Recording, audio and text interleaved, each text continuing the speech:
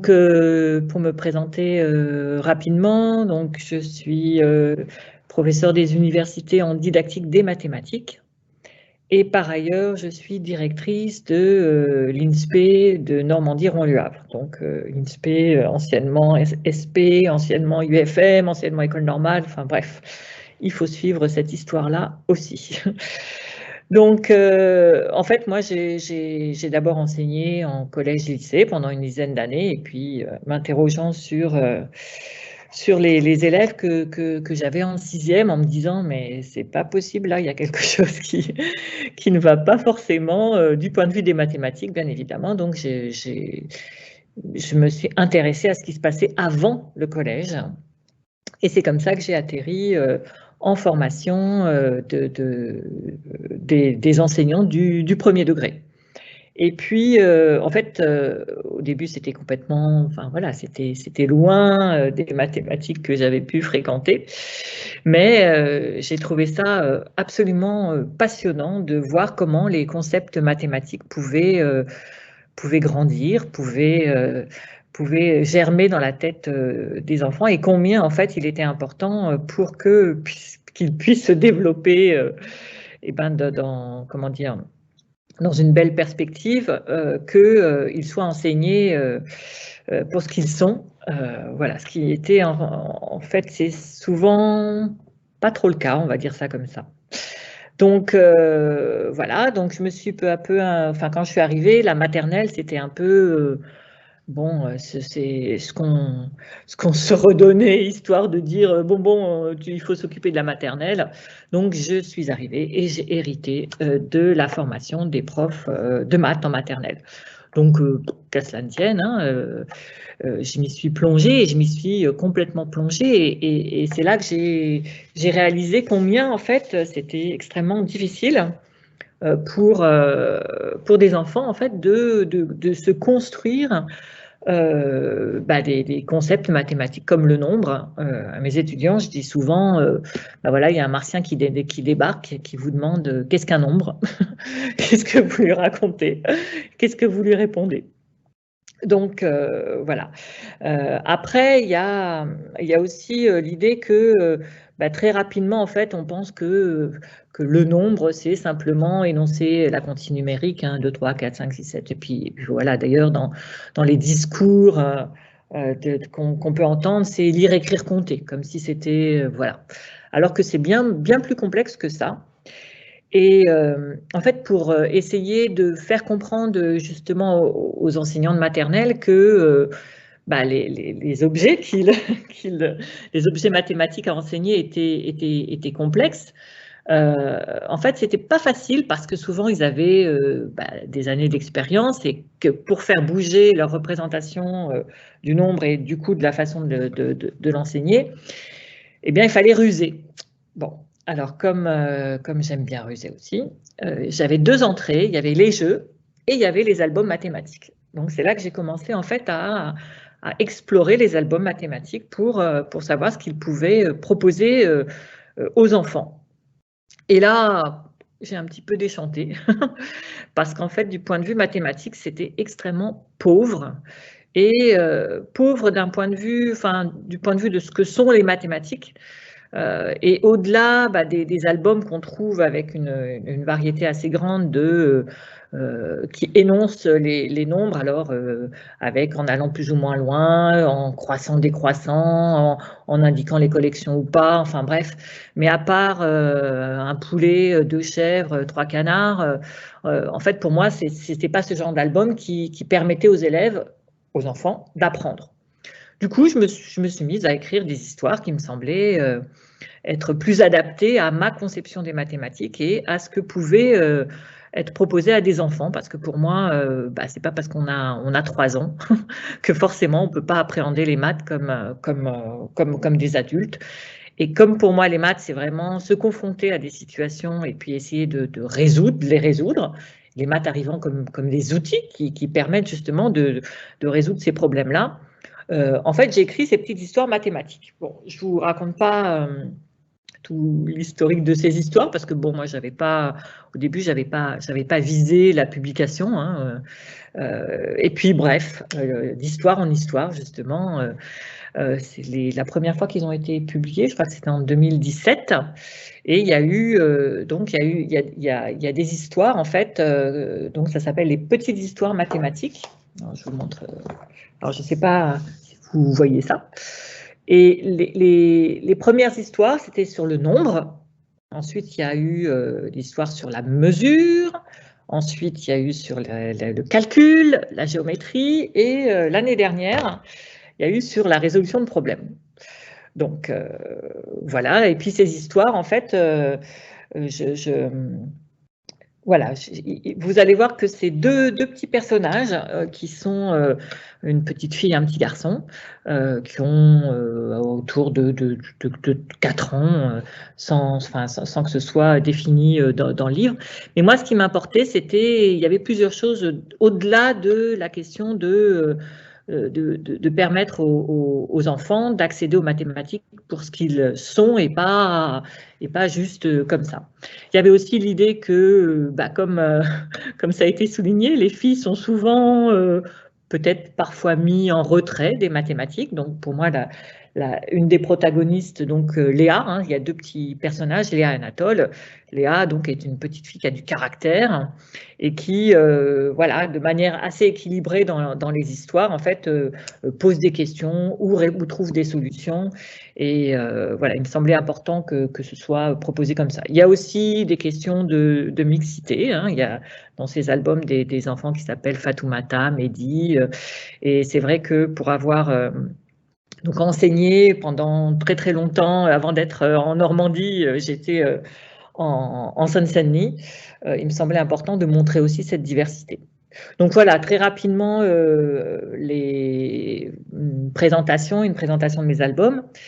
Et en fait, ah oui, juste une petite remarque, ces albums, un jour, je reçois un colis, donc j'ouvre, et là, je ne comprends pas bien. C'était bien mes albums, mais si vous regardez, je ne sais pas si vous voyez, c'était écrit avec des symboles que je n'identifiais pas trop. En fait, mes albums ont été traduits en chinois, oui, en chinois, par l'Université de Science and Technology of Belgium. Et voilà, c'était la surprise. Alors j'étais un peu, voilà, parce que du point de vue justement de la façon dont on énonce les problèmes et la façon dont on énonce aussi les solutions, voilà, je n'ai pas accès à la traduction n'étant pas en capacité de lire. Donc ce que je vous propose ce soir, c'est de lire une de ces histoires. Et puis après avoir hésité, j'avais envie de vous proposer une histoire autour de la notion de grandeur et mesure. Et alors, je ne sais pas si je peux faire si je peux, parce que ça va pas être facile puisque du coup, c'est pas du texte à lire, c'est vraiment des albums pour enfants, donc avec les illustrations qui sont extrêmement importantes. Et d'ailleurs, Caroline Modeste, qui est l'illustratrice qui m'accompagne dans cette aventure, a vraiment saisi en fait toutes les subtilités mathématiques et les a mis en images et elles accompagnent mon texte, je trouve vraiment de manière très, voilà, ça résonne tout à fait et ça plaît bien aux enfants. Donc je sais pas, je vais essayer un partage et si ça marche pas, on avisera. Alors si je fais... Donc Anthony va te donner le droit et tu vas pouvoir partager. D'accord. Alors, ouvrir le bac de partage. Fermer le bac de partage. Alors, est-ce que j'ai eu le droit ou sinon parce que je ne voudrais pas perdre trop de temps. Bah oui, normalement, tu as les droits de partager. Alors, pourquoi? Alors, peut-être c'est dans cette action-là.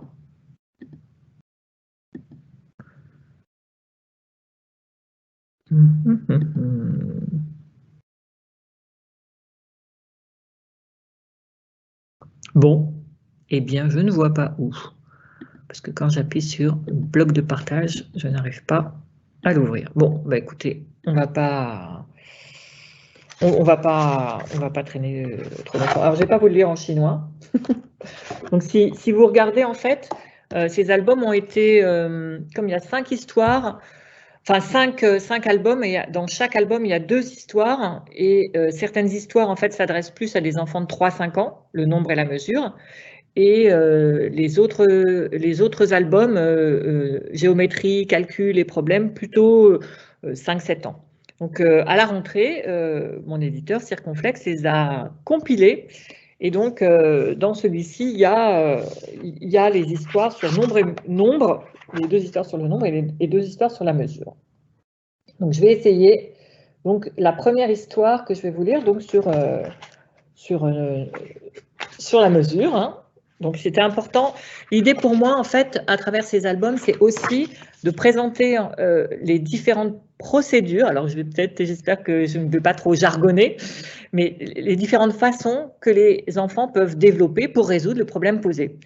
Et à la fin, en fait, il y a la méthode dite experte, mais il y a ce cheminement, en fait, un peu personnel des enfants qui permettent, en fait, d'accéder justement au savoir. Donc, voilà. Il y a la petite Léa qui arrive et qui dit ce soir, Léa va dormir chez son copain Anatole. Elle a apporté son sac avec ses affaires. Vous voyez ou pas? Non. Mon sac est trop lourd, je n'arrive presque pas à le porter, dit Léa. Il est certainement moins lourd que mon sac de sport, répond Anatole. Alors, dans ce cas, va le chercher pour qu'on les compare, dit Léa. Je suis certaine que tu te trompes. Léa et Anatole portent chacun à leur tour les 2 sacs sans pouvoir déterminer lequel est le plus lourd. J'ai une idée, dit Anatole. On va utiliser la vieille balance de ma grand-mère que ma grand-mère m'a donnée, mais je ne sais pas comment m'en servir. Je crois que si l'on met nos sacs de chaque côté de la balance, elle penchera du côté du sac le plus lourd, dit Léa. Léa et Anatole mettent chacun leur sac sur les plateaux de la balance. Tu as raison, dit Anatole. Ton sac est plus lourd que le mien. Penses-tu que ton sac est plus lourd que le mien parce qu'il est plus gros? Demande Anatole à Léa. C'est pas la taille qui compte, dit Léa. Ça dépend surtout de ce qu'il y a dedans. Ajoute des choses lourdes dans ton sac et on verra bien s'il reste le plus léger. Anatole met 3 livres dans son sac de sport. Il le pose à nouveau sur la balance pour comparer à celui de Léa. Tu as raison, dit Anatole, cette fois c'est mon sac qui est le plus lourd. Ce n'est donc pas le plus gros sac qui est forcément le plus lourd, je m'en souviendrai. Après avoir comparé leurs sacs, Léa et Anatole se demandent qui est le plus lourd des 2. Ce qui est sûr, dit Léa, c'est que l'on ne peut pas monter sur les plateaux de la balance, ça la casserait. À ce moment-là, la maman d'Anatole entre dans la chambre pour leur dire bonjour. Eh bien, vous en faites une tête tous les 2, dit-elle. Bah, on ne sait pas qui est le plus lourd de nous 2, dit Léa. C'est simple, dit la maman d'Anatole. Je vais aller chercher mon pèse-personne. Léa monte sur la balance. Ah ben voilà, ça va peut-être être un petit peu mieux. Léa monte sur la balance. Le suspense est total. Tu pèses 16 kilos et 700 grammes, dit la maman d'Anatole à Léa. Anatole monte à son tour sur le pèse-personne. Et toi, Anatole, tu pèses 17 kilos et 200 grammes, dit sa maman. C'est donc toi le plus lourd. En fait, peu importe si les enfants comprennent ou pas, enfin, par rapport à la désignation, il y a bien écrit 16.7 et puis 17.2. Mais ce qu'il faut qu'ils comprennent, c'est qu'effectivement, il y a un outil qui permet, un outil chiffré, avec des unités de mesure qui permettent de donner la réponse. Léa regarde Anatole d'un air contrarié et lui dit « Anatole, t'imagines surtout pas parce que tu es le plus lourd que tu es le plus fort. » Ça, c'est une autre histoire, dit Anatole, en riant.